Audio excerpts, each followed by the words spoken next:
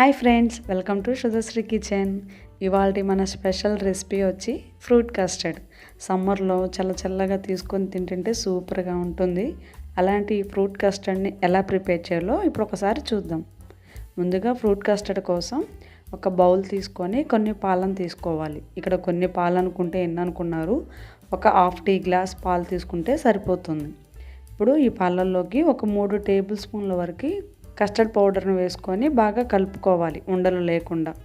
ఇలా కలుపుకొని పక్కన పెట్టుకోవాలి. నెక్స్ట్ స్టవ్ ఆన్ చేసుకొని ఒక స్టీల్ బౌల్ తీసుకొని అందులోకి ఒక హాఫ్ లీటర్ వరకు పాలను వేసుకొని మీడియం ఫ్లేమ్లో బాగా మరగనిచ్చుకోవాలి.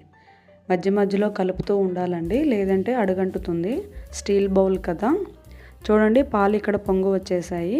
ఇలా పొంగు వచ్చే వరకు మీగడ కట్టకుండా కలుపుకుంటూ పాలని మరగనివ్వాలన్నమాట. సుమారు ఒక 5 నుంచి 10 నిమిషాల పాటు పాలను మరగనిస్తే సరిపోతుంది.